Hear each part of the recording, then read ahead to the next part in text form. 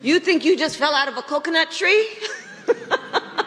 Who is Kamala Harris? She won't hold news conferences and rarely takes questions from reporters. Instead, she reads the same speech off teleprompter again and again. The path to the White House runs right through this state. Her campaign also releases carefully produced videos. We believe in a future where every person has the opportunity not just to get by, but to get ahead. That would be good. But would Harris's policies allow that? America's on track to bankruptcy. The vice president votes in the affirmative. Harris repeatedly casts tie-breaking votes to spend more of your money, unlocking the ability to pass a COVID relief package without Republican votes. Last election, I ran a game show that compared candidates' spending plans. It found that Trump and Biden wanted to increase spending by more than $200 billion. Elizabeth Warren and Bernie Sanders by trillions. But I was surprised that the biggest spending plans came from Kamala Harris. Her proposals would have exploded our debt. The highest inflation in 41 years. Biden's irresponsible spending ignited nasty inflation. Imagine what inflation would be like if Harris had been president. In her first policy speech, she's proposed almost $2 trillion in new spending. Provide first-time home buyers with $25,000. And $2 trillion small compared to what she wanted to do during COVID. Give every American $2,000 a month. That would have cost $21 trillion. She's also endorsed eliminating private health insurance, having government take it all over. Even CNN anchors seemed puzzled. So for people out there who like their insurance, they don't get to keep it? Well, listen, the idea is that everyone gets access to medical care. Now her campaign says she no longer supports entirely government-run health care. She's flip-flopped on other issues. There's no question I'm in favor of banning fracking. No question, she told CNN. But now Harris wants votes in Pennsylvania, where fracking provides jobs. Her campaign now says she won't ban fracking. And they even say Republicans claiming she wanted a fracking ban is false, an obvious attempt to destroy. Wow. All right, folks. It is Saturday and it's time for Pop and Politics. We are talking about the latest in hot topics, news, and entertainment. I'm KJ. Let me introduce you to my amazing co-host. All right, tonight we have Shelly E. And of course, back with us tonight is Nicole Bennett, Director of the Black Conservative Federation. How are you ladies doing tonight? Great. Fantastic. Excellent. All right, we're going to get right into all of the hot topics. Like I always say, like, share, and subscribe to our channel. We're here on YouTube and Rumble. You can listen to us on Apple Podcasts and Spotify under the name Pop and Politics. Here on YouTube, your super chats and donations go a long way in helping us produce conservative content. Any amount is appreciated. This is not just a podcast. This is a movement of God-fearing, truth-seeking, America-loving people that value freedom. Stand with us, subscribe so we can amplify this rallying call for freedom. All right, ladies, let's set it off. What is it? Today is Saturday. We are 3 days away from the election day. Hopefully we will know who our next president is by the end of the night, prayerfully. Mm-hmm. But you guys saw that video at the top of the show. How is this even, is it even close right now, Shelly? How is this election even close? Well, I mean, it's not uncommon or out of the norm that it's close. But this one is, I think it's palpable. You can feel it in the air almost everywhere you go, to this grocery store, to, running your errands. People are, they just had this sense of nervousness, I guess, energy about the election coming up. Number one. Number two, of course, wherever Donald Trump goes, he has, an aura, an audience. He brings energy, and he is energy, right? So he's going to kind of upset that balance, if you will, I think, in a good direction, but nevertheless, he brings it with him. So I think number three, honestly, I think the third thing is that if there are people who are still saying, which is a minority of people, as far as the numbers, who are still saying they're undecided, I tend not to believe them, or they have been living under a rock. Yeah.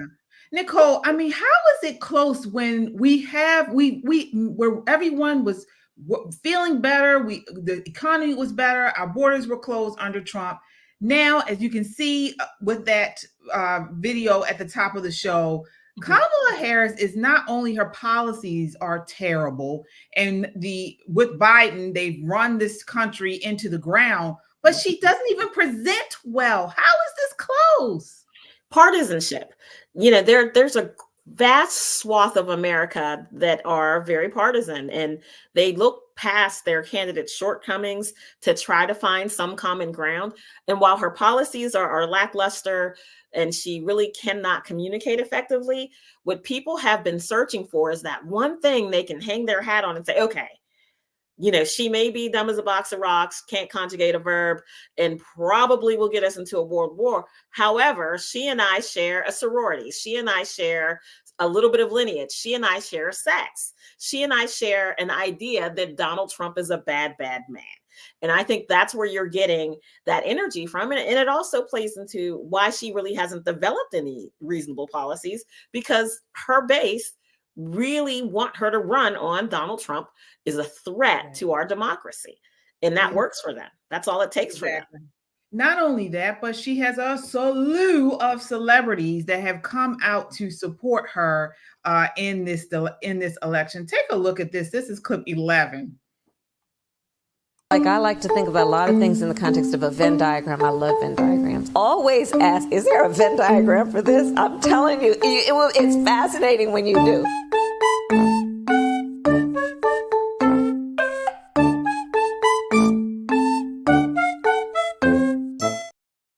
Yeah, I mean, you guys, so over the weekend, or over the past couple of days, almost every celebrity that has gone to a Diddy freak off has been at a Kamala Harris rally recently. Beyonce, Kelly Rowland, Cardi B, Eminem, Samuel L. Jackson, Jennifer Lopez, Madonna. Everybody is coming out in support of this woman as far as celebrities. I mean, does this matter to everyday people, Shelley? No, it borders on, if it doesn't already just go over the line of cultish or a cult. That's what it borders on. Notice the people who she's bringing out, even if they had not gone to a Diddy, whatever, freak off, whatever you call it, these people have zero in common with the people that the Democratic Party, claim to support. They don't. Kamala Harris makes her case, or uses these people to make her case, which is, we still don't know what it is, or at least it's flip-flop so much you don't know what it is. But they don't live where the people that they are preaching to actually live every day. I saw something this weekend about Sexy Red. Even if you support Kamala Harris, most of the people that support Kamala Harris do not automatically subscribe to Sexy Red's lyrics, her antics, or whatever. They just don't. But I think people are so caught up in celebrity in and of itself that these people are easily taken in. Most of them just want to go to a show. They just want to go and see the entertainers or the celebrities and say that they were there. They still have almost no idea what her policies, whatever they may be, how they are going to affect their lives on a day-to-day basis. Yeah, Nicole. So again, these people, many of them have been intertwined with Diddy and the freak offs and the allegations and this. You mentioned celebrity, as Shelley mentioned, celebrity, cultish, ugly, degeneracy. Are people making the connection and that this is what is behind Kamala Harris and it's not good for America or our policies and issues? Are people making that connection? I think people are, for the most part, happily disengaged from the likes of Sexy Red and J-Lo, because we understand that they're not like us. I mean, I don't want to throw Kendrick under the bus, but they are not at all like us. And I think to a large degree, that's why they're popular. They live like a fantasy lifestyle, or at least pretend that they do. But when you take a look at who they really are as human beings, take a look at J-Lo, and I'm not here to slut shame her. I mean, she's been around the block. Jenny from the block, been around the block several times, but that's her grown woman business. What she does have is at least 2 children that are on this transgender spectrum. Mm-hmm. And apparently this is a new Hollywood elite thing. If your kid's not considering changing their sex, then, you as a parent are not quite liberal enough. Mm-hmm. I mean, there is an indecency that is embedded in that particular subculture in America that most of us don't want any part of. In fact, one of the most effective ads we've had with Team Trump is the one that airs in Black communities about transgenderism and her wanting to spend our tax dollars making sure that convicted criminals get the sex change they desire to have. Highly effective ad. It doesn't play in our communities, whether it's Latino, Black, Asian, it just does not play in minority communities. Yeah, absolutely. Before I get into this view clip, I do want to talk about, the what a lot of the news media are calling irregularities within the voting process that we're seeing. Nicole, I know you're just coming back from Pennsylvania. Right there in Bucks County, Town Hall is reporting that the area, this is the area of Bucks County, Pennsylvania, that will decide the 2024 election. Donald Trump must win here. He split it with Hillary Clinton in 2016 and won the state, while historically an evenly split county voter registration has been to the Republicans' advantage recently, but they just had a slew of issues and are apparently still having issues where Donald Trump had to sue Pennsylvania judge, and they sided with him, extending the deadline until yesterday. Yes. So the Trump campaign sued them because something was going on with the early voting. They weren't allowing the early voting to occur. They were asking people to get out of line. So, especially here in Maryland, we're notorious for long voting lines. I mean, notorious for long voting. You need to pack a sandwich, bring a fold-up chair, but you don't ever get out of line, because even after the technical closing time of the polling place, if you're in line, you will get a chance to cast your vote, right? But what was happening in Bucks is they were saying, well, we're tired. We don't have anyone to count the votes. We're understaffed. And so, go home. Well, what happened was a woman who sits on one of the Pennsylvania GOP central committees. She was in line to vote, and she was telling other voters, don't you dare leave. Stay in line. Stay in line. They called the police and had her arrested. What? Yes. Yeah. So they had her arrested, literally handcuffed behind her back, drug off the property.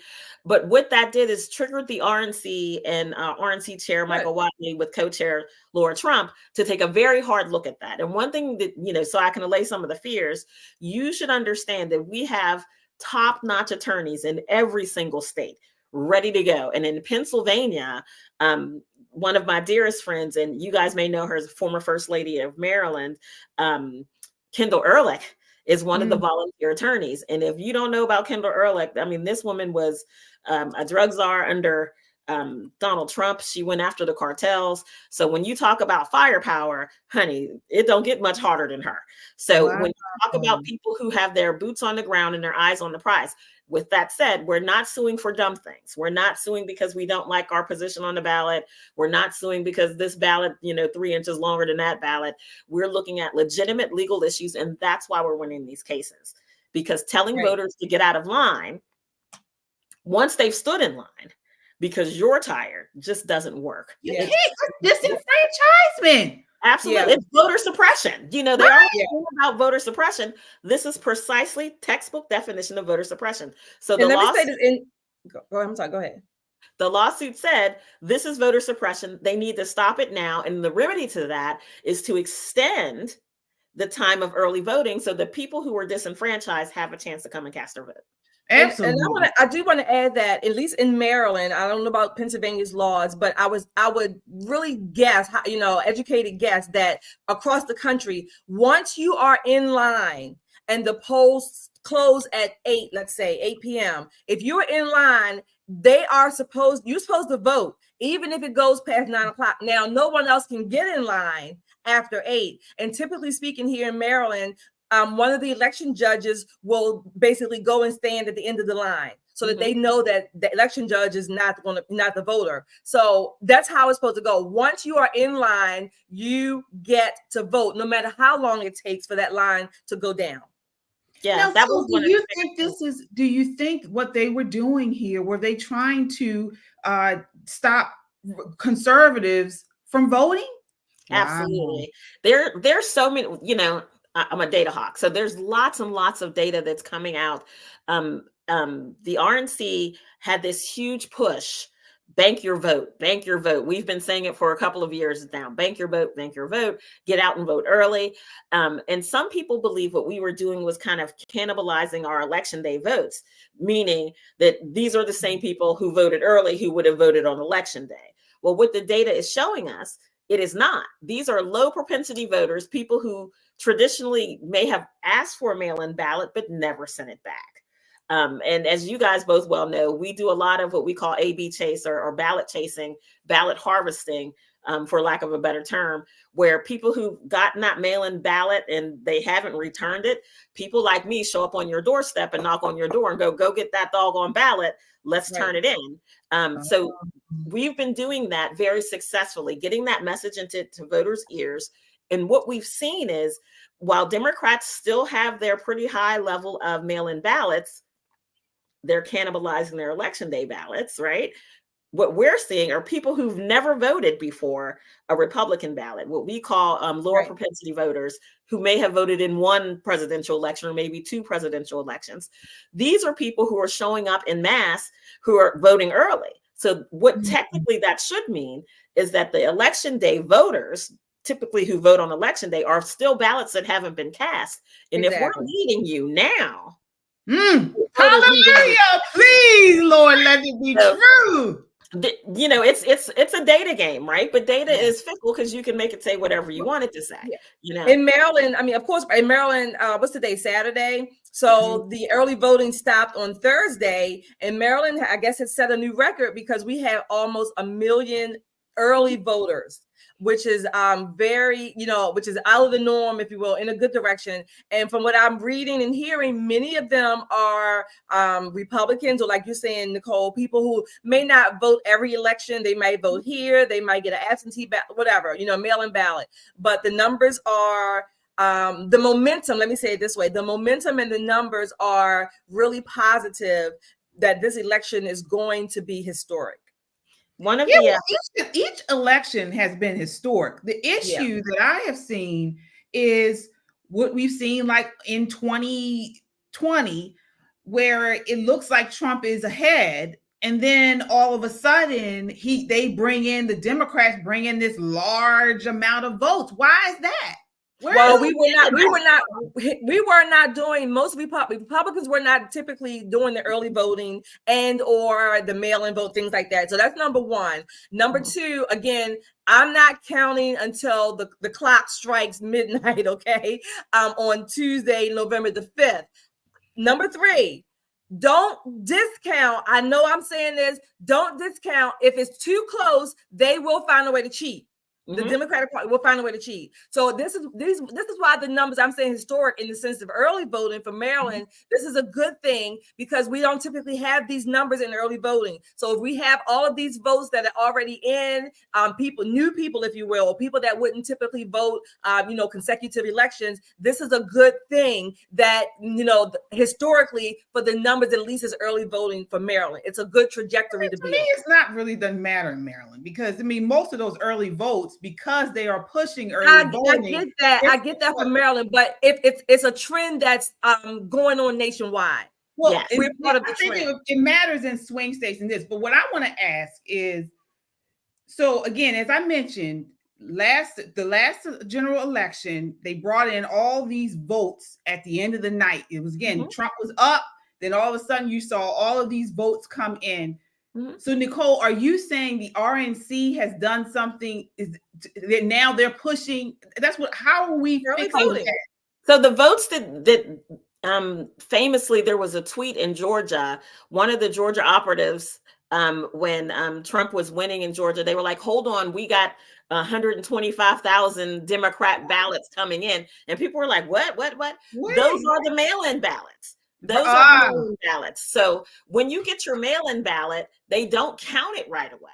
They count if there is a ballot, but they don't open it up and see who the vote is for. Now, that's the caveat I'm saying. We have a significantly higher number of Republicans who are voting early. Now, there are a couple of really cool phenomena to think about with this. There are a lot of kids or young people who are voting for the first time who grew up in the digital age. They know nothing about paper ballots. They know nothing about showing up on election day. But what they do know is, since I can't vote with my handy dandy cell phone, if they mail something to my house, I could fill it in and drop it in a box, or I can have my mom mail it back for me. And this is going to be, in their mind, the way that voting takes place. So if we train these young voters now, these young Republican voters now, yes, vote that way. Because there are going to be Republicans who never do anything other than vote on election day. And we know that about who we are as a party. But this is a new phenomenon where we have these low propensity voters, which we couldn't figure out before. Why are these people not voting? I mean, they click the R when they register, but they're not voting in our elections. Well, this has made it incredibly convenient. And we've gone over and over it with them. Vote.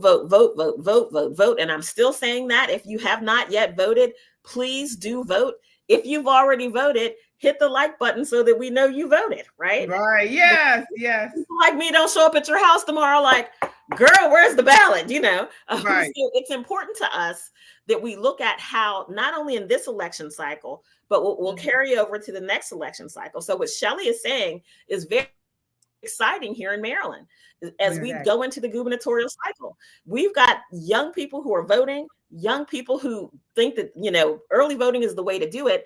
These are people we've never counted on before. Now we've got a foothold on thousands, hundreds of thousands of votes that we never had before. So it's very, very exciting. Even in states like ours that really don't count at the federal level, but at a local level, this is some good news. It is very, very. I do want to acknowledge our super chatters here, guys. Thank you so much. And again, have you guys voted yet? I see a couple people in the chat said they have voted. If you have voted, hit that like button and certainly subscribe if you've not subscribed yet. Teresa Raimundo with the $10 super chat. Thank you so much. Says, good evening, ladies. You are working so hard. Thank you. Thank you. Thank you. Vita with the $2 chat. Hey, Vita, says blessings to everyone. Nice seeing you again, Vita. And she is one of our freedom seekers. Yes, we have our club here, Freedom Seekers Club, where you get special perks when you join as a member. We send out members only content for our freedom seekers and tons of other stuff. So definitely join like Vita did. Way to go, Vita. All right. Who else do we have here? Laura says, please, God, do not let us wake up to this Kamala liar as president with the $5 super chat. I'm right there with you, Laura. Eden with the $5 super chat. Thank you, Eden. Vita with the $2 super chat says, we have woken up. Yes, we have. Yes, we have. So I think so. All right. Well, we're going to keep going. We have talked about this voting and who's voting, when are they voting. What about the LGBT vote? So JD Vance was recently on Joe Rogan's podcast, and he made a comment about normal gay guy vote. He believes that Republicans will get a larger chunk of the normal gay guy vote. Well, of course, The View, or we call it The Spew, had to respond to it. And this is what happened here. Take a look. This is clip 1. Yesterday, JD Vance said the normal gays are going to vote for them. I wouldn't be surprised if me and Trump won just the normal gay guy vote. Oh my God! So isn't that funny, Shelley? Is it really that funny? I think they have a chance. Do you? First of all, it didn't even call for that. Oh my God, that drama. It wasn't even all of that, number one. And what he meant was, let's be clear. I mean, this translation, what JD meant was that there are some people, some guys who are gay, what we used to call old school gays when we were coming out. You didn't need to know it. Children didn't have to worry about being exposed to their dicks. Okay, children didn't have to worry about, were they going to take you and try to transition? No, he's talking about normal guys who are just regular guys. They may be homosexual. That's their private life, but they tend to vote economically based on their pockets. So they tend to vote conservatively because, generally speaking, they have money. They want to protect their assets, and they don't go after children. Those are the normal gay people. Listen, I think he was excluding all the furries and the very, very alternative people, and actresses do that. They kind of go over the top, but I don't think there was a person in America who did not understand, especially now that we have Drag Queen Story Hour and all of this extra stuff that's going on. This is why it's so hard to have an intelligent conversation with someone on the other side of the aisle, because their level of hyperbole is up here.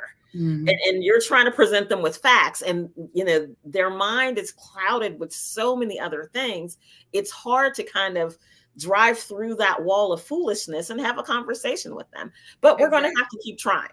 I mean, at this point, this nation is so very divided, and that divide is getting wider and wider, and they're purposely making this divide wider. I mean, we've been called trash, deplorable, irredeemable. Now Joe Biden wants to smack people on the ass. I mean, it's getting to the point where it's like, I don't understand why they think that our forgiving spirit is never ending. Right. Because that's the ass comment was it for me. I mean, that was like how there's like a little straw that broke the camel's back. Right. That was the straw. I've had enough of this old man. I really have. And he wants to bite your baby. Absolutely. He's smelling hair, biting babies, being chased by gigantic rabbits. He can't walk up steps. He's pooping his pants and on a international stage. I've had enough of this man. I really have. His mouth is real slick for an 80-some-year-old man. He has a really slick mouth. Look, in as much as he is a demented octogenarian, I will give him that grace, okay? Because I really believe some is partly his age, his dementia, what I think his dementia is. I've never diagnosed him, but I do think he has some dementia. So I will give him the grace in that sense. However, the real Joe, if you will, comes through every now and then, and we've been seeing it more over the last few weeks. Particularly when his passive aggressiveness going after the Kamala Harris and her campaign. So you have to be able to kind of separate the two. He's an 80-year-old man. He's largely irrelevant, if you will. He's at the end of his life, closer to the end of his life, if you will. I believe that he does have a cognitive degenerative disease, and that does play out a lot in what we see him doing. The problem with that is he's the sitting president of the United States. Do you know what I mean? His shtick of this, I'm demented today, I'm a pain in the ass tomorrow, even if it's a pain in the ass to Kamala, is the reason why this world is falling apart. It really is, because when other nations who look to us for guidance and he's shitting his pants in Paris, there's a problem here. If I were a third world nation and I was looking for the come up, this is your moment. Yeah. This is the president that you saber rattle with. This is the guy that's not going to handle his business. Interestingly enough, the same party that we said a few minutes ago that basically is the cult that will use people to get their power and control. This is the same party. They are literally, in a way, pimping him out. In a sense, they have pimped him out. They used him. They propped him up. Now they are letting him embarrass himself. His family is doing so. All of this, again, to maintain this semblance of power and control. And this man is basically, in my never to be humble opinion, being abused. Agreed. Now that we'll agree on. I do want to acknowledge our super chatters. We see you guys out there. Thank you so much. We appreciate you. Tushki with the $5 super chat says voting in Brooklyn today for Trump. Trump Trump, baby. 3 times the charm. Love you, ladies. Right. Thanks for everything you do. Thank you. Vito with the $2 super chat says, my birthday is 11/17/52. Let's go. Okay, Right. Vito. What is that? Is Happy it a birthday. Wednesday? What's the 11/17? Yeah. Is it? Okay. We got to shout you out. It's Sunday. Oh, Sunday. Okay. All right. Yeah, we'll shout you out. Laura Matisse with a $10 super chat says, I love you ladies. The View, not so much. You ladies make them look like yeah, I got you. Thank you. Thank you so much, guys. You guys, we are doing a special broadcast on Tuesday night. We're going to be here all night watching the returns come in together starting at 8 p.m. And we're going to reach out to many of you. We'll have some special guests.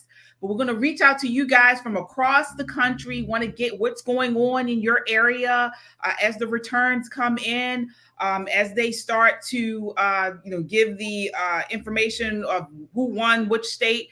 We're going to be right here. We're going to be taking it all in together. So definitely look out for that broadcast on Tuesday night at 8 p.m.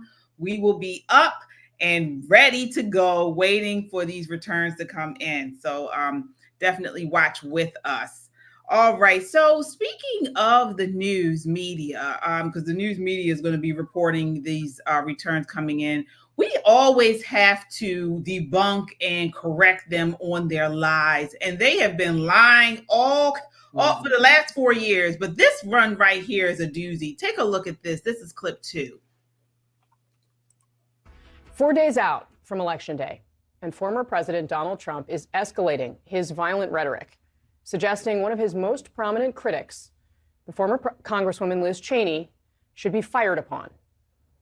It's unconscionable. What is this message? It's unconscionable. I don't know how Republican leaders, many of whom served with Liz Cheney and at one point considered her a colleague and friends, cannot denounce this. It is dangerous. It's escalatory. He's also already called for tribunals against her when he's back as president. It is so unpresidential, reckless, and dangerous, and it needs to be universally condemned. And I don't blame him for sticking with his daughter, but his daughter is a very dumb individual, very dumb. She's a radical war hawk. Let's put her with a rifle standing there with 9 barrels shooting at her, okay? Let's see how she feels about it. You know, when the guns are trained on her face. You know, they're all war hawks when they're sitting in Washington in a nice building saying, oh, gee, let's send 10,000 troops right into the mouth of the enemy. But she's a stupid person. Wow. So you saw what he said. It wasn't what they were saying that he said. Shelley, what are your thoughts there?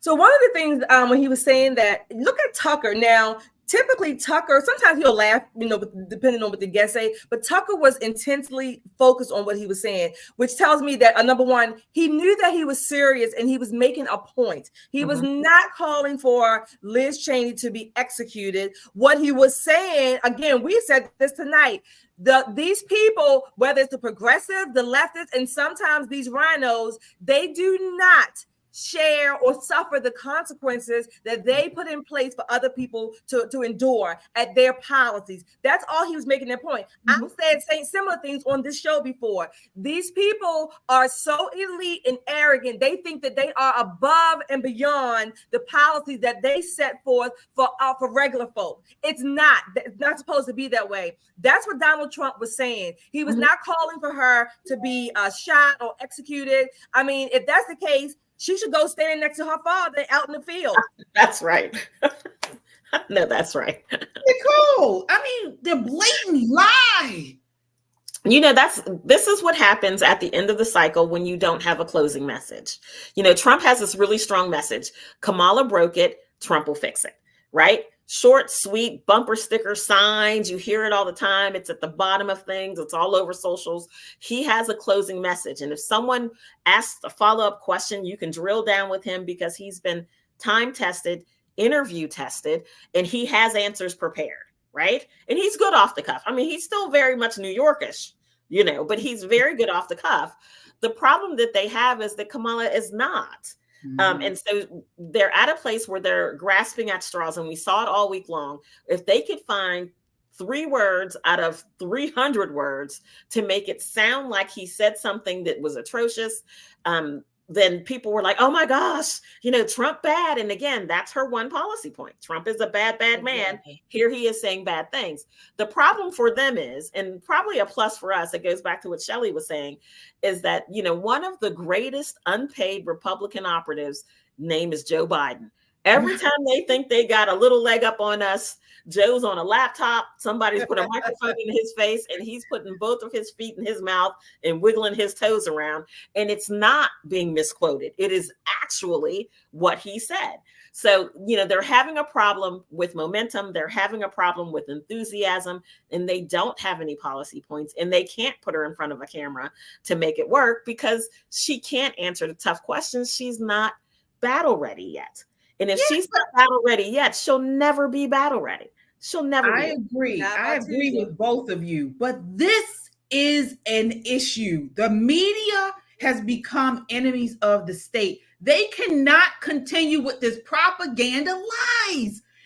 And this nasty, nasty witch of a woman, Alyssa Farah, who was on The View. Now she's on CNN. You can tell they're drunk with power and money and fame. This is what she's drinking. She's blatantly lying. If they had just showed the full tape, you could see that Trump was saying, what he was doing was he was saying, these Democrats, Kamala Harris and Joe Biden, are just sending our children out to war and getting shot, and they don't need to be. They don't need to do this. This is what he was saying, but they just... as you can see, the media just took it and ran with it and cut off the clip. They didn't show the full clip. Newsflash: for any conservative Republican, somebody that's not on the left, by now, this is 2024, November the 2nd. By now, and it should have happened way before this. By now, you should have as a basic thought process: the media are going to lie. Period. Yeah. That you should not assume anything differently. Not number 2, you assume that they lie. And then the counter to that is that this is why we, outside other people, opposition media, whatever, alternative media, this is why we are here to get out the truth. We should not rely on them to say anything that's true. Well, let me about Donald Trump. Before you continue, I get that. But what the issue here is, you have, for instance, schools, high school, middle schools across the country they rely, especially on like CNN, so-called mainstream media, to get their information for young kids, for the people who don't have access to the internet or so on. They still watch mainstream media. These people are supposed to not have this. Everyone has a bias. But this has gone above and beyond bias. This is blatant lies. Blatant lies for one party.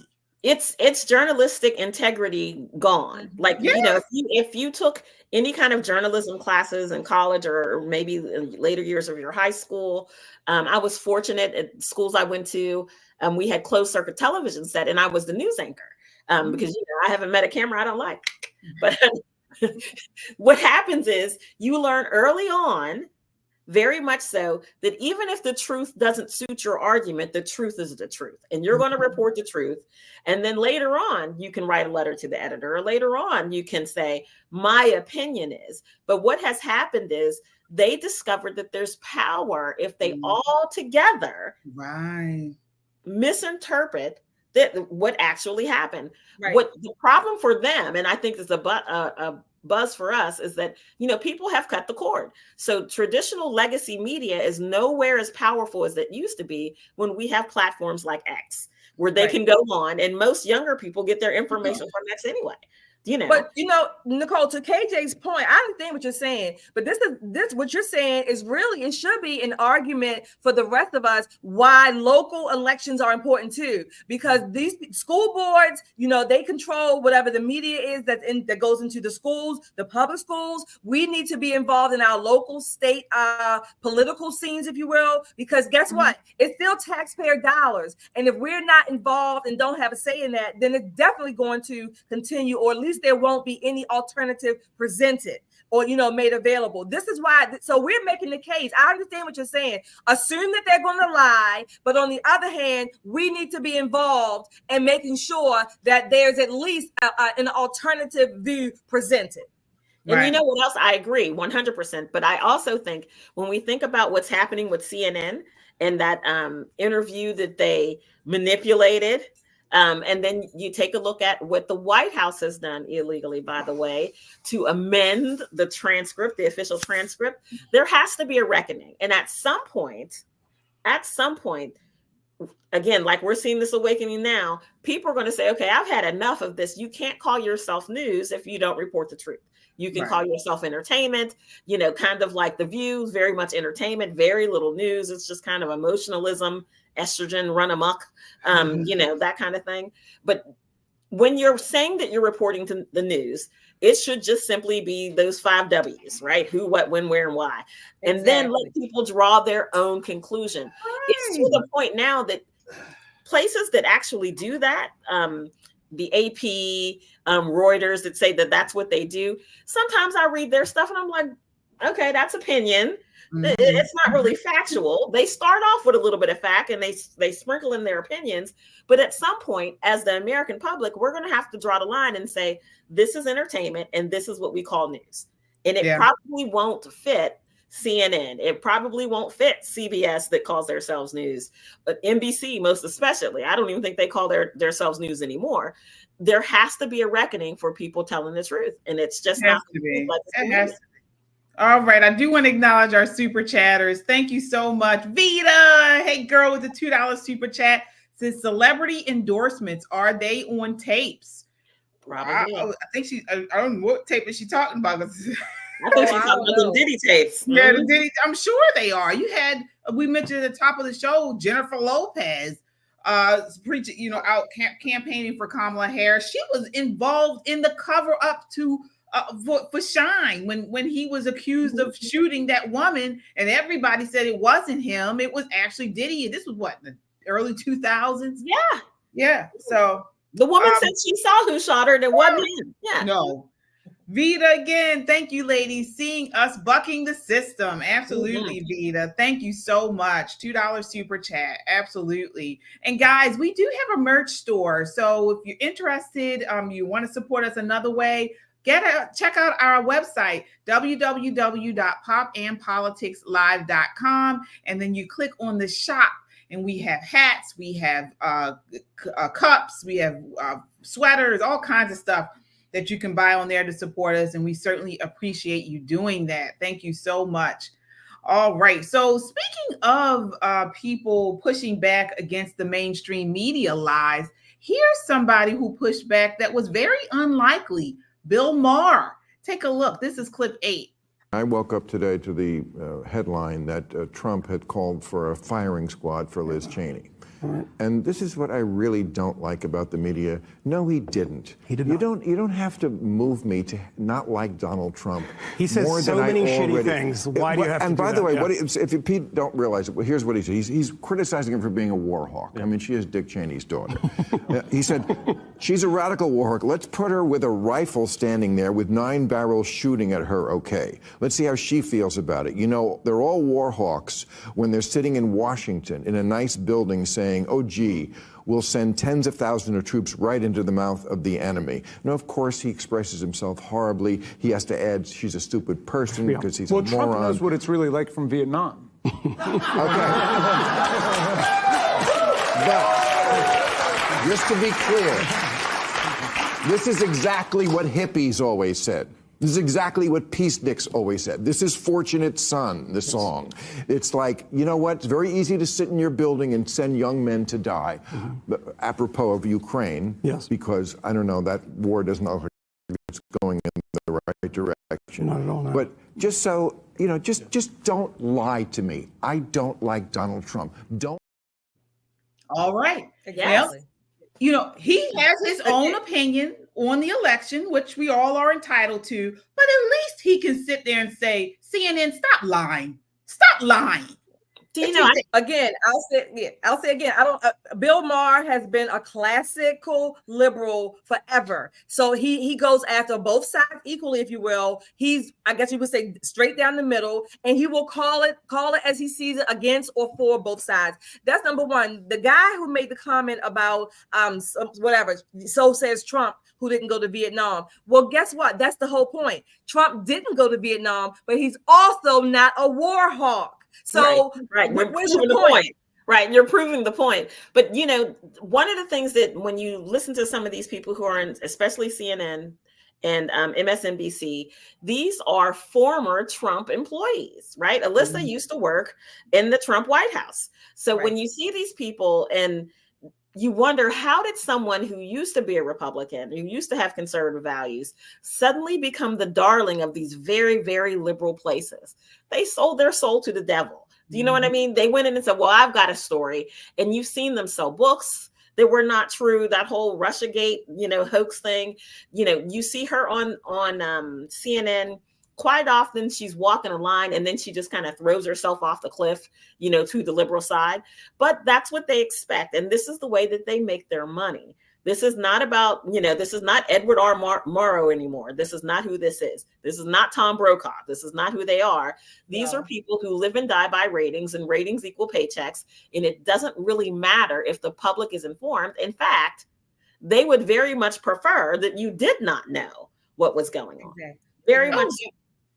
Oh, yeah. They're bought and paid for. Yeah. They're political whores that have sold themselves for the highest dollar, and they will lie, they will cheat, they will defraud the American people as much as they can, as long as they continue to get paid to do it. And they get a little bit of power and fame on top of it. Alyssa Farah is the biggest fraud of them all. Oh my gosh. And Trump talks about her. He said after she left the White House, she kissed his ass and wrote him such a nice letter thanking him for giving her the opportunity to work in the White House. And then soon as everything after that, soon as she was given a job at CNN or The View or wherever, she, put that to the side and tried to badmouth him ever since. So, Look at her colleagues. Most of them, they fawned over Trump. They loved Trump. So they did the same thing. So she's right there with most of her colleagues on The View. But do you notice that the left, they get so animated and dramatic and all up in tizzies, apoplectic about language. The language that they manipulate, number one, about the rhetoric. Yet this man was literally and actually shot, and it's virtual silence amongst them. So it's not the action that matters to them, it's the rhetoric. The rhetoric causes all this danger and violence. But when you actually have violence, they are virtually silent. Yeah. So please, folks, please spread the word far and wide not to fall for this crap, these cheap fakes. Remember Corinne Jean-Pierre, cheap fakes. They make up this language. They make up these words. They lie. I pray to God that people are able to see through this and vote for their better interests. What was interesting? I did an interview earlier in the week with one of the Voice of America kind of news stations called Al Hura, and it's the Middle East and Northern Africa. And the question was, what do you think of all of these slogans that they use to entice people to vote a certain way? And I'm like, slogans? I'm thinking like, he knows I'm a Republican. He knows I'm an op. Okay, so what slogans have we used, right? Well, the slogans he were talking about were all the Democratic slogans, right? And I said to myself, oh, yeah, I don't respond to that kind of energy. But I understand what he means is that they very clearly see it as propaganda toward people who are leaning Democrat. They kind of pinch the nerve that these people are hanging on by. So if it's abortion, if you're a middle-class woman outside of childbearing age and probably white and live in suburbia, abortion is your issue. But if you're someone who is, let's say, a minority who's working 2 or 3 jobs, the economy may be your issue, but we're not going to talk about how to fix it. We're just going to say we're going to make the rich people pay their fair share, right? So they don't talk about if you raise the taxes on the people who own the corporations, that they'll take their jobs elsewhere, because there are other people in the world who'll do that work for far less, probably faster and more productively. So there are a lot of things that I think that people aren't taking into consideration here in the United States, but abroad, they are very much more aware of propaganda when they hear it than we are. Oh yeah, and so are the Democrats. Look at, we have Kamala Harris, who recently put out an ad, and she the same ad, but she plays one way to Jewish areas and another way to Islamic areas. Take a look here. This is clip 9. Tonight, mixed messages. A K-file investigation this hour finds Kamala Harris is targeting crucial battleground voters with vastly different messages on Gaza and Israel. This ad is running in Michigan, which has the largest Arab population in America. What has happened in Gaza over the past 9 months is devastating. We cannot allow ourselves to become numb to the suffering, and I will not be silent. All right, well, it's a very different story for an ad in Pennsylvania targeting Jewish voters. Let me be clear. I will always stand up for Israel's right to defend itself, and I will always ensure Israel has the ability to defend itself, because the people of Israel must never again face the horror that a terrorist organization called Hamas caused on October 7. Different message. Andrew Kaczynski is out front now. So, Andrew, those obviously do sound starkly different, to say the least.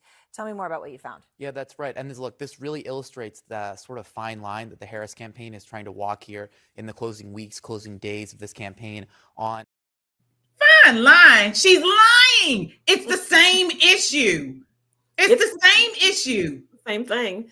It's definitely the same thing. But she said early on in her campaign, and that handshake heard around the world in front of that hot microphone with her and Joe Biden, and she says, well, I'm trying to win the election, right? So for her, none of this stuff is true.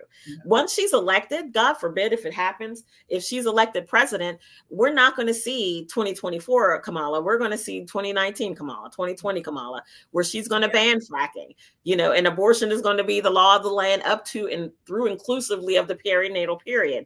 That's 28 days after the baby has been born, right?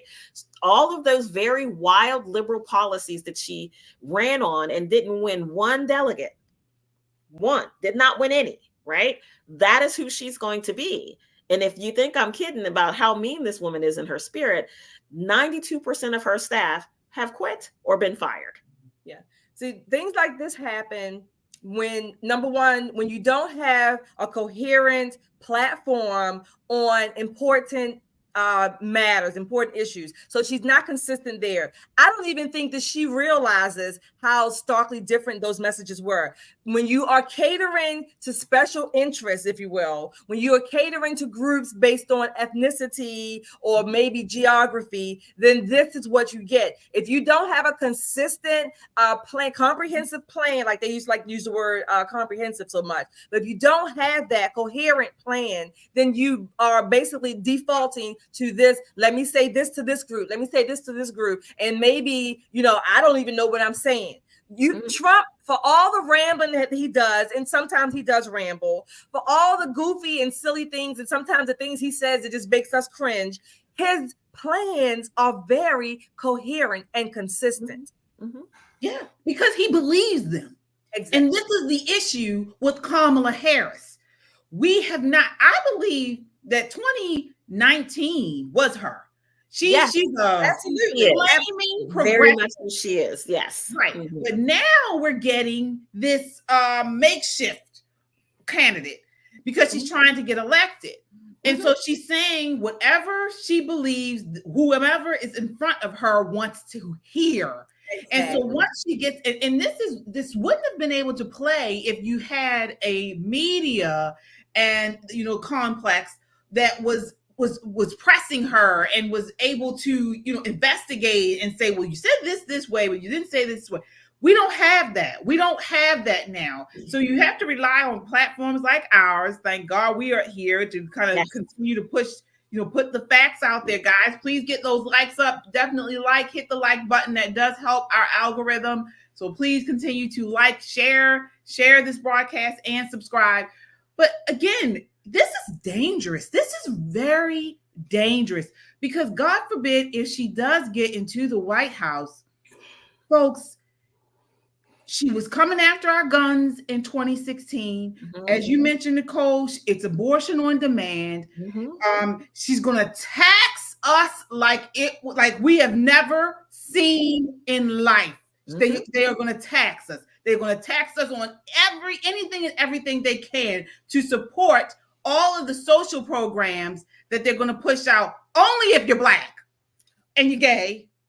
And the border won't be protected. Our border won't be protected. Our border won't be protected. Like if you're illegal. I forgot about that. If you're legal. Like you said, Nicole, she's going to ban fracking. Absolutely. Then she's going to have to print all of this money, get all this money printed to give out the $25,000 to people who's going to be able to afford a house because the jobs are not going to be there. We just had the job report for this month, I think it was, or October. Mm-hmm. What, 12,000? That's nationally. That's not even one state. It was bad. That didn't even get enough. And don't forget the downgrading. They had to revise it downward for what, July, August, 800, almost 1 million. So these are just piling on, and it's going to be more. I mean, I don't, like I said, Nicole, I said it before, you said it, KJ. I don't even want to have the thought in my head that she could possibly be president.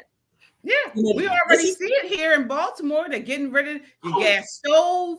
You can't, here in Baltimore, you can't have a gas blower. Pretty much they were probably going to get rid of the gas cars. What is it, 2030, is it? 2030. Mm-hmm. That's what the goal is. That's what the goal is. Oh, it's coming. If she's in there, if they get what they want, then this is happening. I mean, this is horror story stuff, and I am not fear mongering.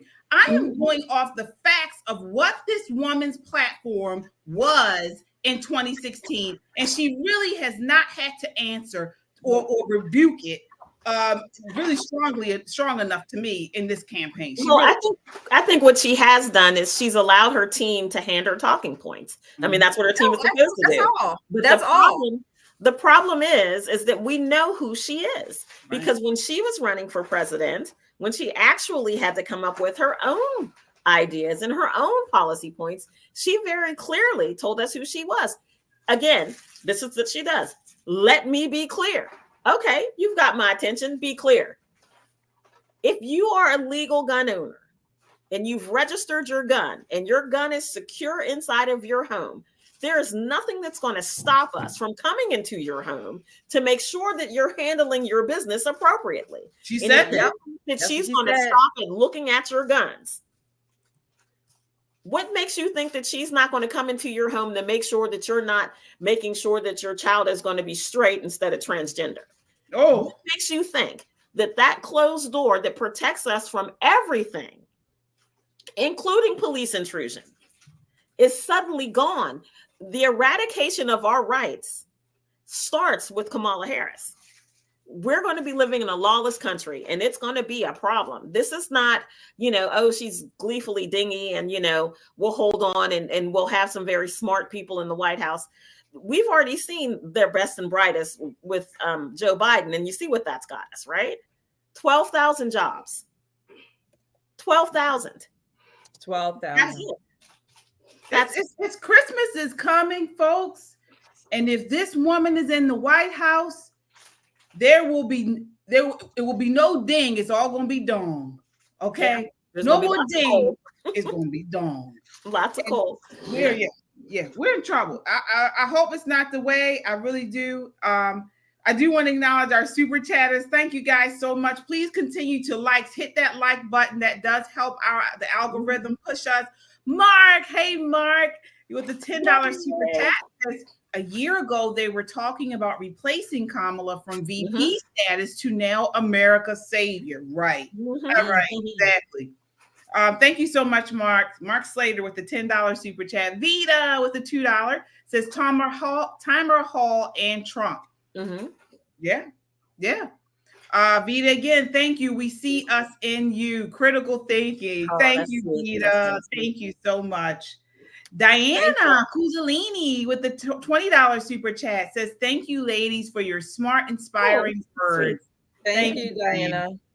Vita again says, let's teach our Black children the truth. Absolutely. All children. All children. Yeah. Absolutely. Will Crawford with the $10 super chat. Thank you so much. We certainly appreciate you. Laura with the $2 super chat. News. Yeah, exactly. We gotta continue to spread the word, folks, and spread the truth. We certainly do. Speaking of that, I want to talk about Mark Cuban. So he's been in the news recently for his crazy comments about women that work with Trump. Take a look at this. This is clip 10. Yeah, I mean, yes, it'll put her over the edge with Nikki Haley supporters. Donald Trump, you never see him around strong, intelligent women, ever. It's just that simple. They're intimidating to him. He doesn't like to be challenged by them. And, Nikki Haley will call him on his nonsense with reproductive rights and how he sees and treats and talks about women. I mean, he just can't have her around. It wouldn't work. I think Stormy is intelligent. I don't think that's 100%. She's very smart. Yeah, Stormy. He means is like, but he has power on stage. Yeah, power over. Well, wait a minute. I want to get you in on this, Shelley. But you heard what we're talking about Stormy. I mean, we're talking about intelligent women. And she come back with this porn star who barely can talk, Stormy Daniels. What is wrong with this woman? What is wrong with her? They will try anything. First of all, it's amazing how these people they're so much for the woman, and they're these second or third wave feminists or whatever. But yet, when this man says that women around Trump are basically dumb and weak, that's okay because they're associating with Trump. These women, these people on The View, not only are they fake, they are pathetic. They are liars. They are low. They care nothing about women. They only care, again, about having power and control. Even they themselves, they want to call other people misogynist men, but they themselves hate. I'm using that word on purpose. They hate anyone, women in particular, who don't think like they think. That's what they stand for. Well, they just don't like us. I mean, again, I don't know how many times it's going to take for them to call us dirty names, to label us things that are worthless, like trash, deplorable, irredeemable. Here's Mark Cuban, a man who's, sat next to some very smart conservative women. To make these comments was not really disparaging of Donald Trump, but of the women who surround him. What's very interesting, when I think of Team Trump, there are some very smart women that come to mind. Lynn Patton to be one. She's very gracious. She's an amazing woman. But when I tell you Lynn Patton is a sharp knife in a very sharp knife drawer, this woman is a sharp tack. Linda McMahon made all kind of history. She dominated the male industry of wrestling and turned it into a worldwide phenomenon. Most people know her husband, Vince McMahon.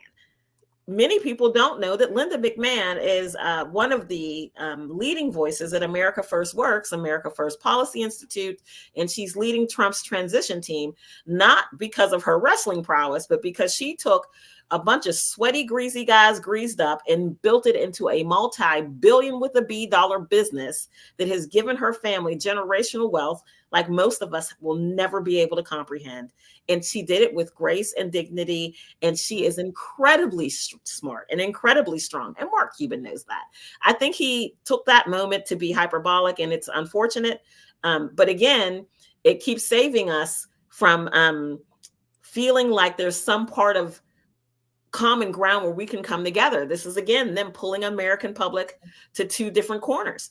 There's always us. They call us the divisive ones, but they use all of this, again, their rhetoric, they're using their word. They will say, and they say anything because it doesn't fit their little box thinking, right. And we don't automatically fall into their roles or their molds, if you will. There are smart women. Donald Trump has daughters. Melania Trump. There's another, Kellyanne Conway, the first woman to make get a president elected. The first woman who ran a campaign. They still haven't given her props, if you will. And they won't. And you know why? Because Kellyanne is an absolute pain in their side. They can't say things that are half true. She calls them out very much like the ladies of this show. She calls them out and will call them out to their face and will stand on truth. Listen, when you talk about smart, intelligent women, it doesn't matter if you're a D or an R. All women have the capability of being smart and strong.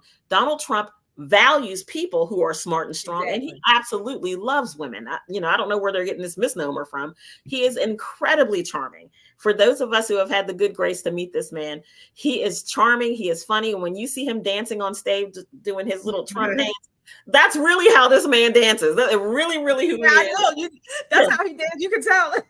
And he's doing that dumb Macarena. I mean, like, that is just who he is as a person. He is very warm. He is very caring, very giving. This is some things, attributes that you will never hear anyone say about Kamala Harris. She's hard to deal with. She's a witch of the highest order. And she gets on her broomstick and lets people have it routinely. So there are character differences, but what you don't hear from us is saying, she's a whole bitch, don't vote for her. That's not what we say. We say her policy is not really good for the country. She's not making good decisions. She can't conjugate a verb. She doesn't communicate effectively. And in the meantime, they shoot him in the head and it's our fault, right? This is where I'm talking about. We have got to start standing up. You have to vote like your life depends on it, because if you have to vote, you are an absolute problem. Get your butt to the polls on Tuesday, get off the couch, and do what you need to do to make this happen, right? If you've already voted, hit the like button. Let us know that you've already voted. Get in the chat and say, I voted. Take a friend, take your next door neighbor to go vote.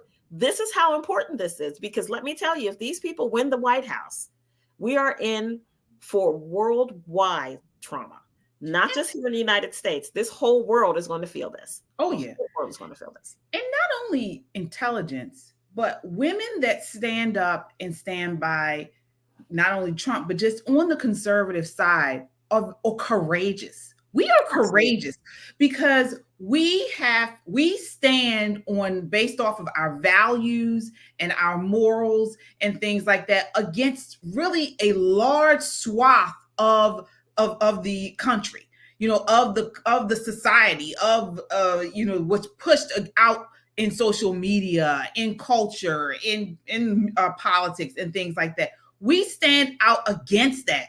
We're lioness. Women, we're lioness because we're able to say, you know what?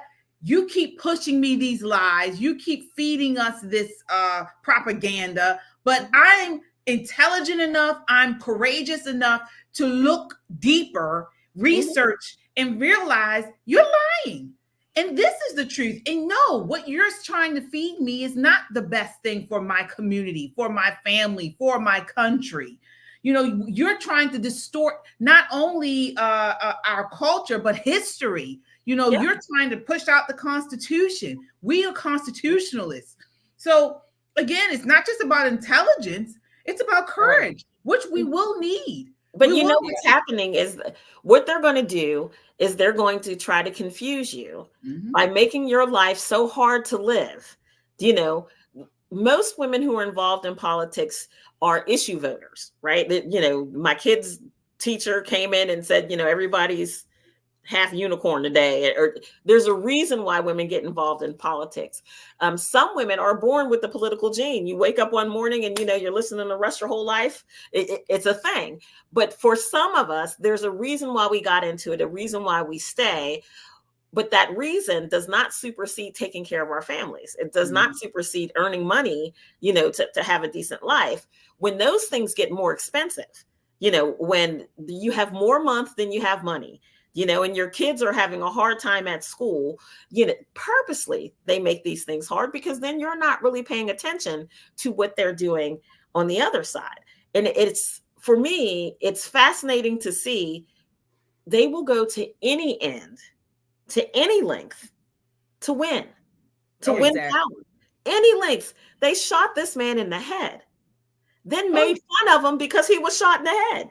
You know, at the convention, he's got a Band-Aid on his ear because literally there's a hole in his ear. And they're going, well, he doesn't really need that big of a Band-Aid. He was only shot in the head. Yeah. He was shot in the head. Take a look here. We have it here, clip 6. Take a look at what happened.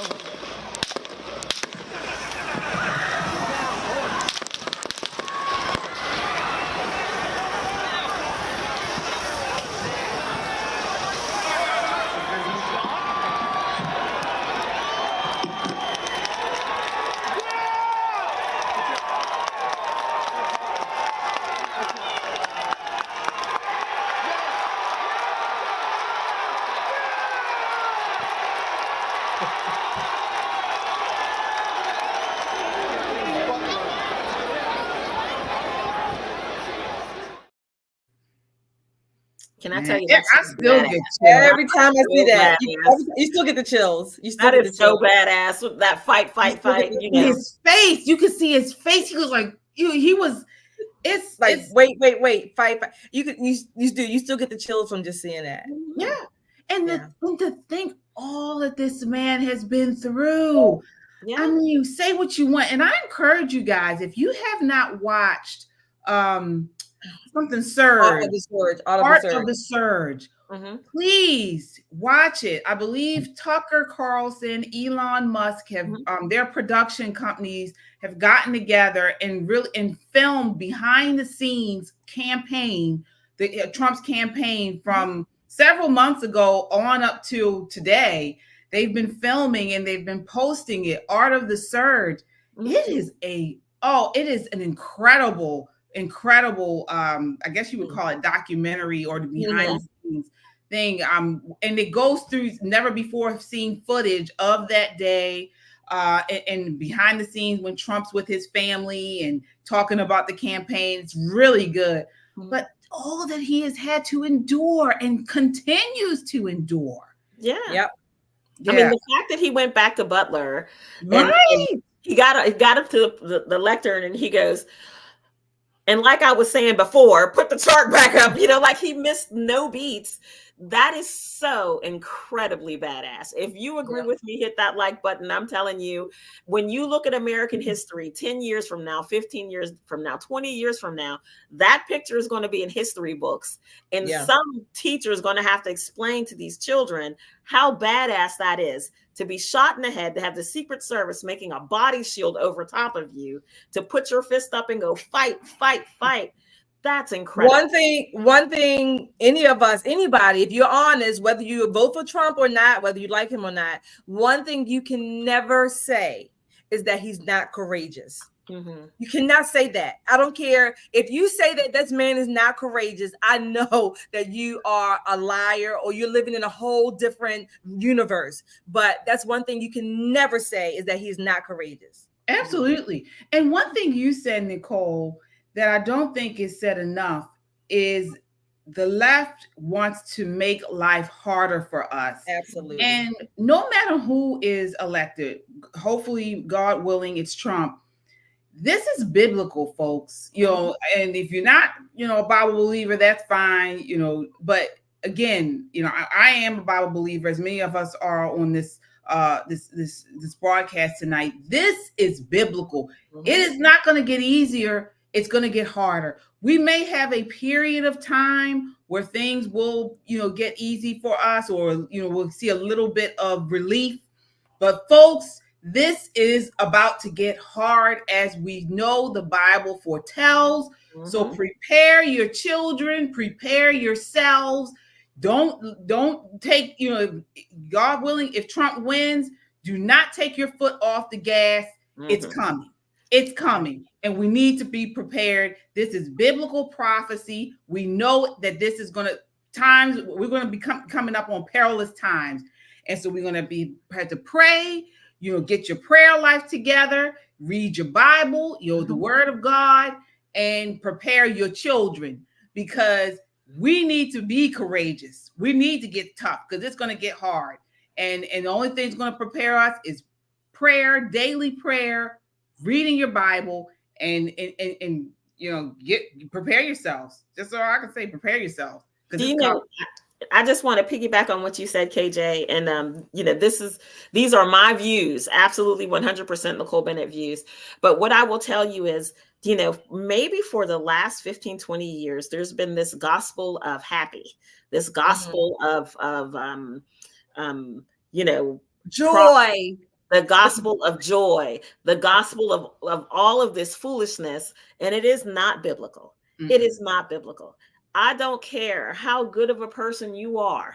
I don't care, if you go around and you're poor and you give your last pack of ramen to somebody, honey, that's not the way to heaven. That is not the way that you get there. When we talk about this battle of good versus evil, this is not just relegated to Trump versus Kamala. This is not what I'm talking about. There are forces behind the scenes that have a vested interest in the destruction of the American nation, because the way we go, so goes the world. When we talk about dedicating our resources, our time, our energy, we could be doing anything right now. We could be doing a myriad of things. And I can tell you, everybody on this show is an activist. Everybody who does this podcast has knocked doors, made phone calls, sent text messages. And we don't do that because we don't have anything else to do. But we know that we have to be aware and prepare. And it is not enough for us just to protect ourselves. We have to make sure that our communities are strong, our children are strong. And the way that we do that is by leading a good, clean, biblical life, and making sure that you know what's going on. This is an informed choice that you're making. This is an informed choice. Vote for the baby killer if you want to. Vote for her if you want to. Vote for the woman who wants us to be a part of a global community when we talk about American healthcare. When you see people dying in the streets and you got to step over them, don't come crying to us. Don't come looking for a Christian person to come help you. We don't have any of that energy. This is the moment. Christian people need to stand up on the Bible, 10 toes down to do the right thing. But don't ever think that this is just about two simple candidates. This is much, much bigger. Much bigger. Absolutely. And speaking of that, we move on now to the BET Black Men's Summit.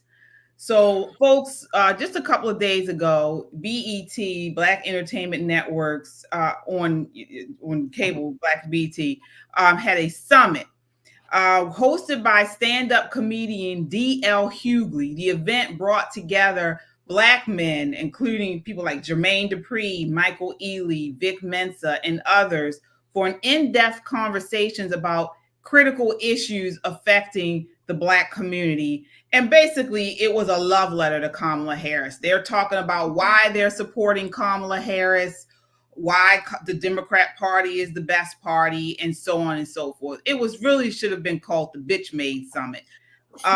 Take a look here. This is Delano Squires on, he's from, Blaze TV. He's on Fearless with Jason Whitlock, and he sums it up really well. Take a look here. This is clip 3. Had on there, and you mentioned D.L. Hughley, and I'm Jason. You know me. We've been rocking together for 3 years. I try not to get personal with people, but D.L. Hughley is a man who said that his daughter came to him and told him that someone he knows sexually assaulted her, and he says these are his words that he's admitted to in public, that he didn't believe her and he didn't stand up for her. That is not the right man to be telling me that I need to be protecting women by voting for Kamala Harris. I'm sorry. You may want to give that message. He can't give that to me. And this is the problem that I have with politics in general and politics in the Black community specifically, is that we see 90% loyalty to the Democratic Party as more of a sign of cultural cohesion than we see loyalty to one another in our own homes. That is the problem. The problem is that you couldn't get one of these Negroes out to a summit about rebuilding the Black family today, but they can do it for an East Indian Jamaican woman, right, in order to put her in the White House. And they think that she's going to advocate for them. That's my biggest frustration. And this is not, that's not just D.L. Hughley, it's all of them. This is how they all think. They have been programmed. This is the NPC chip that they get when they go off to college, Whatever everybody is saying, that's what they say. Oh, trans rights are human rights. Yes, sir. Love is love. Yes, sir. Abort your children into oblivion. Say you want generational wealth while destroying the generations that would inherit it. Oh, yes, sir. Yes, sir. I don't understand it, Jason, but this is where we are today as a community. And the sad fact that even in an event talking about black men, these guys understood the assignment, as the young kids say, where every time they got an opportunity, they said, black women lead, black women lead, black women gonna save the world, the planet. It went from saving democracy to saving the country. Now they're saving the planet. Next year it's gonna be saving the galaxy. This is how down bad the sort of boule Afrostocracy Negro is in American society today. Roland Martin can say, vote like a black woman. None of these guys will wear a shirt that said lead like a black man. Wow. Love him. Love him. First of all, this is my whole homeboy. I love me some Delano. He's an amazing, amazing man. He is a dear friend, and he actually works at the Heritage Foundation and the Betsy DeVos Center for Family Life. And when you talk about someone who puts words together in a way that just paints a picture, he is Picasso with those words. He is absolutely Picasso with his words. Yes, indeed. We had him here on the show. And again, he is phenomenal, but he spoke the truth about this BET summit. I want to start with you, Shelley. What are your thoughts there? Well, when I first saw that, I called it the Black Bitch Summit, number one. That's what I called it. Number two, I was livid, okay?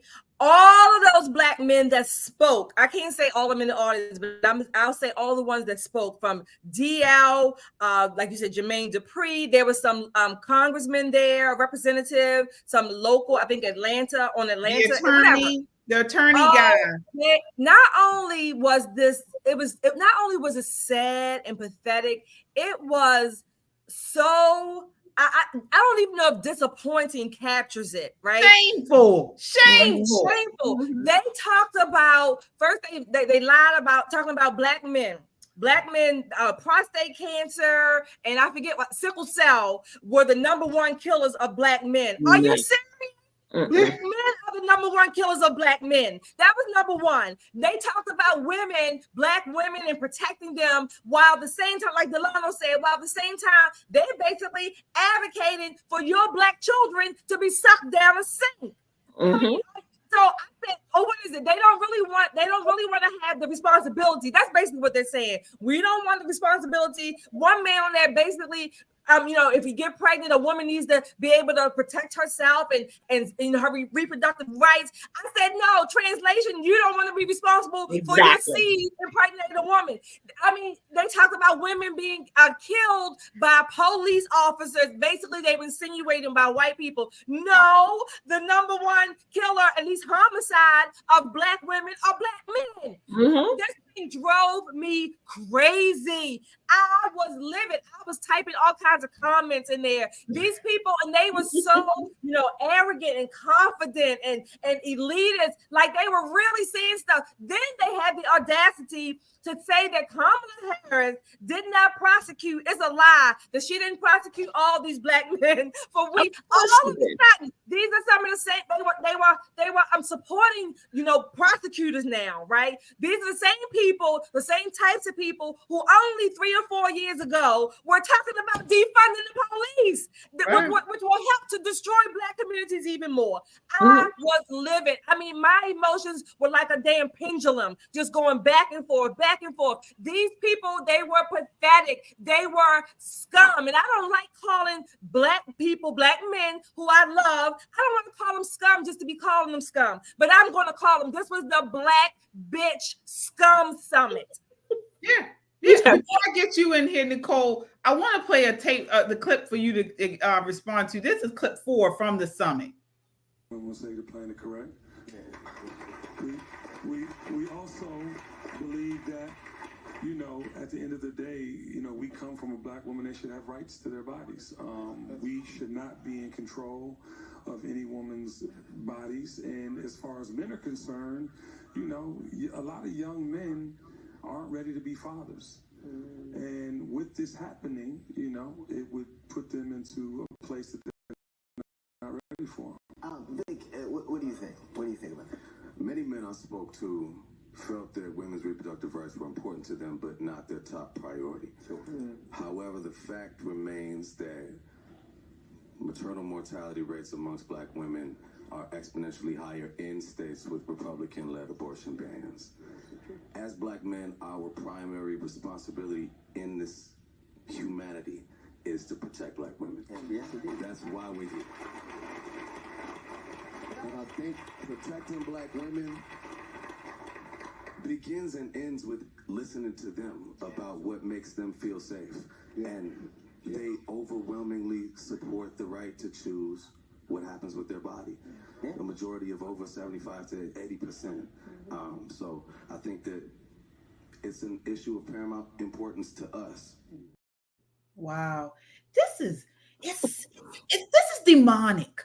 This is back to that good and evil. This is exactly what I was telling you. This is not about these two people. This is about a spiritual battle that is taking place, and they always use people who are closest to you, the people who have the most influence over you, to kind of put the screws to you just a little bit harder. So they tried it with our children.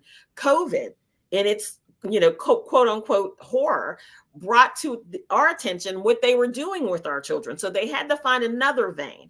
So we're back here to this abortion thing. And what's really interesting is, I'm not going to slut shame these men either, but they probably got about 24, 25 wives between them. Nicole, you heard him. He said that we are not here.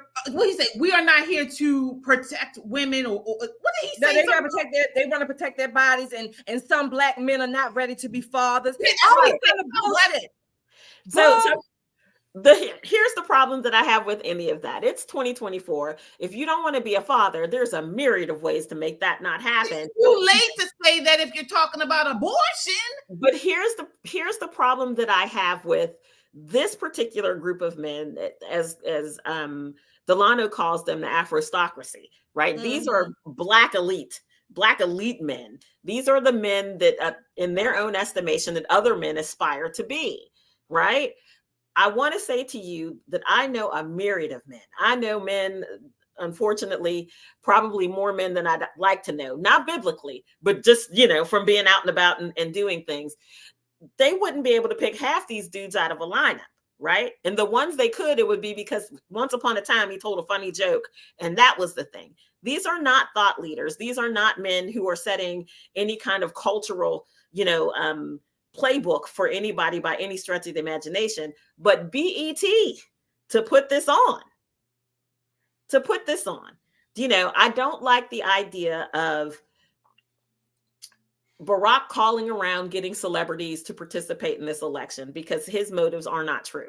His motives are not to move the needle for Black culture. His motives is to get his friend elected. That is his motive. But to have these Black men purport that they know what Black women want to do with their bodies, that Black mortality for women. The maternal mortality. I wanted to mention that.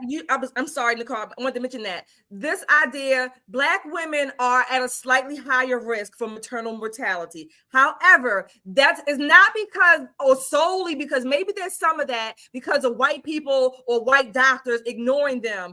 It's usually because they have some pre-existing conditions that put them at a higher risk even before they get pregnant and while they're pregnant. Typically, high blood pressure, obesity, diabetes, things like that. Those things already put them at a higher risk because they already are overrepresented in the Black community. But that was number one. You talking about BET. BET is not even Black people anymore. Yes, You broke up. What'd you say? BET is not owned by a Black person anymore. Not the Johnsons or whoever it was. It's owned by Paramount. Yes, you got some. It's supposed to be different or opposing opinions. All of these people, I'm going to say it. Y'all got to close your ears. All of these Black men on there were dripping with their own damn semen from their mouth over this fake summit. That's what they were like, oozing semen over Kamala Harris. This was a semen orgasm, black, horny scum, whatever, fest over Kamala Harris. That's what this was. This was not a summit. It's shame. First of all, it is so incredibly sad and shameful that Black men get together and advocate and support abortion, but we haven't had anything like this for family. We haven't had anything like this for accountability. We haven't had anything like this for pressing Black boys in communities and talking about how they don't have mentors and Black men in homes and standing up and stopping the violence on our streets. They come together on BET to talk about aborting Black babies. This is sick. And if you do not see the evil demonic in this, then you are a lost cause. This is terrible. You're looking at it from the wrong end of the stick. I mean, when you think about one of the other points that Delano made that I think was really, really strong is that these are the same men that don't do in their communities any community building.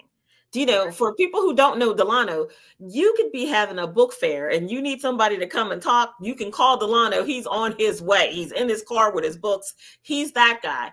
We have a tribe of friends who do that. Tori Snow being another one. These are Black men who are very vested in building a better community. Giovanni Patterson. These are the men who stand in the gap.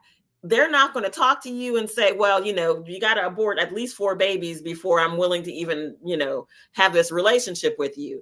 They're not those men. But what they will say is, okay, there is a success sequence to life, right? And if you do these certain things, there's a greater likelihood that you're going to have a better life. And we want our children to know that. If you put off having children until after you're married, educated, and have a job, there's a very good chance that your life is going to be much, much better than a 12-year-old who's on her 3rd or 4th child after having 5 or 6 abortions. We have got to get past this crabs in a barrel thing. What bothers me, though, is that this was not about culture.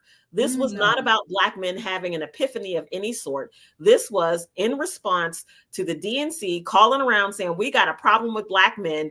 Call them up, roll out who you can find, and let's sit down and put them on TV and say, look, Black men actually believe in abortion. Black men This actually was about them creaming their damn pants over Kamala Harris. That's what they were doing.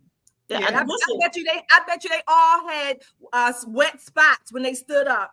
Or when they stood up and when they went home. I bet you can look at their pants because that's what they really did. They basically jerked off for Kamala Harris. I will tell you that it is a shameful, shameful thing. But I would venture to say that I would love to have this show perhaps send out invitations to these men and say, hey, we want to talk about building the Black family. We want to talk about the success sequence. Come on, DL. Not sucking it out. Not sucking it down the toilet or down the sink. Yeah, and I'll offer a very good moderator, Delano Squires, right? Let's get Delano on here. We can get Yaya Fanusi, another fantastic They had zero, not one of those men on there, and I'm saying men loosely in this term, not one of them had any opposing pushback. You know, well, wait a minute, none of them. None of them. Kamala Harris might as well have been there butt naked and letting them all just ooze all over her, just throw themselves. That's what they should have done. Because that's what they did. And again, what you said was correct. I mean, you would think, why weren't they on there saying, no, we don't want you to abort our children? It's not about a right to abort. It's about building families. Let's build our families instead of sucking them down the sink. You know, let's build. You know, if you are like us on this show and you are absolutely pro family, hit that like button because we need more. They talked about George Floyd. I forget something about George Floyd and who's going to be the one that won't sign the George Floyd Act. George Floyd, granted, however his circumstances, that was dealt with in the courts, but he was a scum as well. I mean, he stabbed or beat a pregnant woman. Word. I mean, what did he do for the Black community except sniff it and suck it? And that's who they put on a pedestal, because again, this battle between good and evil, they're going to make evil look like good. They're going to dress it up, dust it off, and sell it to you. This is on Black entertainment TV. You know, most Black people I know don't watch it. You know, it's a problem, not for conservative voices though. This is a problem for Democrats, and it makes it easier for us to do what we do, recruiting them, because that was foolishness. The hypocrisy. D.L. Hughley is a comedian. Why are talking about celebrities? Why should we take him seriously? What gives him quote unquote standing to host a summit? He's a comedian, because that's the same thing he says about outside when we put comedians and things like that on. So why does he have any more standing? Why is he getting? He's a surrogate for Kamala Harris. He got the call. I mean, the same way Beyonce got the call, and all those poor suckers who showed up at Texas rally thinking they were coming to a Beyonce concert, and what they got was Beyonce and her mother talking about abortion. Right. I do want to acknowledge our super chat. Thank you so much. Let's see here. We have Vita, Black Women Rock, with the $2 super chat. Thank you, Vita. Shirley Miles with the $2 super. Thank you, Shirley. Chadwick with the $2 super. By the way, smart, intelligent women. Thank you, Chadwick. Appreciate you. Vita with the $5 super. We need us to reach our children. Teach our children. We absolutely do. Absolutely. Arthur with the $2 super. Kamala is killing Mark's brand. She certainly is. Yes. Tookski with the $10 super chat. Says, I honestly think Trump was unsure if he had been hit fatally. That's why he stopped to make sure and tell us to continue to fight no matter what happens. Love that man. Yeah. Yes, Tuskey. Arthur with a $2 super. They love the plantation. They do. They do. Put back in chains. Put them back in chains. They love it so much. Chain them up and put them to work. At least we can get them to do something we want them to do. That's terrible to say, but that's true. Last LAPD SWAT says, did you watch the BET Black Men Summit? We just talked about it. Saw a lot of soy effeminate behavior. Boys. $5 super. Thank you. Laura Matisse with the $5 super says, I am all for women in power, but let a man be a man. Absolutely. A real man. Let the real men be men. Absolutely, Laura. Vita, they've been grooming BIYS crisscross pants backwards so you can unzip it faster. Oh, she's talking about the jail mentality, right? Is that right? I see what you're saying there. Shirley Miles with the $5 super says, abortion is not going to pay my bill, buy rent, and put food on the table. Absolutely. Right. Laura, thank you with the $1 super. Thank you, Laura. And wait a minute, I got one more thing to say. It just dawned on me. All of those men in that audience, they were so, orgasmic for abortion.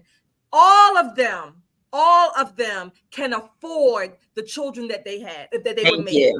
They can afford it. They are economically well off to afford it. So then why would they even be, supporting that? They don't even have the argument that, they're too poor, they're immature. They don't even have that to stand on. They are all able to afford it. It's the convenience of selfishness. That's what it is. Why should I disrupt my life for this new life that I made? Why should I be inconvenienced because that woman didn't take care of business? Because that's what they're doing. They're shifting. They don't want to be responsible. That was one of the things that you heard them say over and over again. The Black women can save the world. Black women can save the nation. Well, what about you, bro? Exactly. What are you doing when I'm out here with the cape on? Precisely what are you doing? Because the last time I took a look, families work together better when everybody's on the same page. It's not supposed to be super mom and part-time daddy. That's not the way this is supposed to work. It is not the way. Man scum summit. And not only that, but we know we've talked about this many times on the show. It's Marxist. These are Marxist plants. This is what the Communist Party agenda was back. They pushed out to America back in 1943. They use people of influence, Black people particularly. They push them out to the culture, and then they use them to push a certain agenda. This one is abortion. Yes, these men are powerful. They're rich. They're wealthy. What have you? They can pay. They have plenty of money to pay for a family and things like that. And they probably won't abort their kids. They probably won't. But they're using this as a message to the masses, to the minions, to the what do they call it in communist terms? I think it's is it proliferate? The proletariat. Yeah. To push this message of abort your children, women should be in leading the homes, this gender ideology, all of it. They use these elites, just like Kamala Harris has been rolling out the red carpet for these celebrities. They are Marxist infiltrators used to push out a message to the masses. Simple as that. They might as well be the poster children advertisers for Planned Parenthood and Margaret Sanger. That's what they should be doing. That's what they should be doing. Listen, I strongly suggest that if we're so excited about abortion with these men, we should build, the next Planned Parenthoods in their neighborhood. Yeah. It should be in clear view of their children. When you think about the elitist ideology that they're pushing and saying, well, you shouldn't do this and you shouldn't do that, but it's okay for me to have 4 or 5 kids. Because in the first clip, you heard Delano talk about D.L. Hughley saying he did not believe his daughter when she told him that she had been sexually molested. He didn't believe her. No. Yeah. So, there's a lot of community healing that needs to happen. Healing that has to happen across the community. I'm not a big watcher of, some of the junk TV that's on, but it was on my X feed where one of the, what's the girl from Baltimore that just had the baby with the guy blue? Yes. Krishan made an outburst about her sister molesting her when they were children. So when we hear about these things coming out in our community, there needs to be some healing. So I agree with the idea of a summit, but the summit can't be, as a Black man, I take no responsibility for families. I take no responsibility for culture. In fact, what I'm going to tell you to do is continue to abort your babies. And I applaud you for that, and vote for this candidate who has no idea what she's doing, but it's okay because she's Blackish, almost like us. That is what that summit was about. It fell flat. It was, panned across social media, and it should have been. This is something that I think when we talk about pandering to minority groups, I think it's had its last days. I think it's on its last legs. I think because we have so much more access to other information, it's not hitting as hard as they thought it would, or all of the things they tried before would have worked. My organization puts on like little video conferences and that kind of thing to talk about the election, to talk about politics. And what we're seeing is they're jumping in our comments, saying, how could you do this? Your ancestors was probably mad at you and this and that, and blah, blah, blah. And they expect us to be like typical conservatives and say, okay, well, we're just going to forgive them and not respond. But our answer is your mama. Right? Honey, this ain't the smoke you want. We're going to fight you tooth and nail because we're standing on what's right. You're absolutely wrong. And we're not going to dress it up because your skin is brown to make it some kind of truth, because everybody who shares the same skin doesn't make us kin. It just does not. It does not. Yeah. And these men proved it. They proved it. Absolutely proved it. Well, folks, that does it for us tonight. Thank you so much for watching with us. Don't forget to check out our merch. We have merch on our website, www.popandpoliticslive.com. Support us, get our merch, mugs, shirts, hoodies, all that you can get right there on there to support us. Also, we will be back on Tuesday night at 8 o'clock. We are going to be on here. We are going to be chatting and bringing you all of the latest on the returns within the election, state by state. We'll be here talking about the election, watching the returns come in with you. So please join us on Tuesday night at 8 p.m. Anything else, ladies? Yeah, we have a few supers first before we go. Oh, yes. Okay. Let's look at the super chat. Thank you. All right. Vita with the $5 super chat. Because I was adopted in 1972. My parents paid $65,000 for me. Wow. That's a blessing. That's a blessing. All right. Laura with the $1 super chat. Thank you, Laura. And Cynthia with the $5 super chat. Thank you, Cynthia King. We appreciate you all. Please continue to like, share, and subscribe. Hit those likes button. I want to get any final thoughts from you ladies. Nicole, what's any final thoughts for the audience? If you have not voted, go vote. Vote Trump, fans. Help us save America. Help us fight off this evil. If you know other people who have not considered voting, speak to them. Talk to them about what's important. And again, this is not just about these two candidates. This is a battle between good and evil. We need all of the angels on our side. Pray for this nation with us on Monday afternoon. But most importantly, vote. Vote like our nation depends on it, because it does. Right. Absolutely. Absolutely. I can't. Only thing I'll add to that is that if you have already voted, again, go out to the polls for maybe an hour, 30 minutes on Tuesday, and encourage people, support people while you're out there. Hell, they said in Georgia they might drop down from dehydration, so pass out some water too, whatever. But go out there, again, vote. Like Nicole said, you have to vote. Yes, I'm saying have to. You have to vote. And I'm encouraging you to vote Republican, vote for Donald Trump, vote in your local elections, up and down the stream, up and down the ballot. Get those jokers out that don't do you any good, for your families, your communities, your own pocket, your children, your schools. Get them out of office. Put in people who are running that will at least push back against this tidal wave of progressive policies that are destroying our country. All right. And folks, I want to share with you, starting on Monday at 8 a.m., I am fasting. I'm fasting for 7 hours. So I'm going to do it from 8, I think it's till 3. Is that right? 9 to 11. 8 to 2. 8 to 3. I'm going to fast for 7 hours for this election. And personally, it's not anything. I mean, I want Trump to win, but I'm not going to fast for that. I'm fasting for this country, for God's will to be done. So in this election. So if you want to join me, I'm going to post it on our YouTube page about the fast. I'm going to fast again from 8 to 3 o'clock, 7 hours. I will drink water, but no food, praying every hour for this nation. Join me if you are so inclined to fast with me, and I'm going to post my progress on the YouTube channel, but fasting and praying for this nation on Monday from 8 a.m. until 3 p.m. All right. So that does it for us tonight, everyone. Thank you so much for watching with us. Again, we'll be back on Monday, I believe, right? Monday, we'll be back with our normal 9 p.m. show. So we'll see you then. Until next time, count your blessings and live a life of purpose. Good night. What's up, guys? We are the ladies of Pop and Politics, and guess what?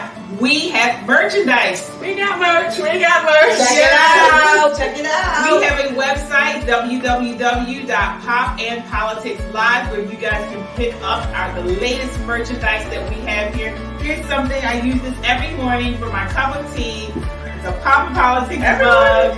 Yeah, I drink every morning tea. Yeah. And I love it, so definitely check it out. We've got some cute shirts on there. Shelly, you have a shirt there that you love, right? Yes, cute shirt. And so definitely check it out. Again, www.popandpoliticslive.com. Appreciate the support. All right. Go there now. Yeah. There you go.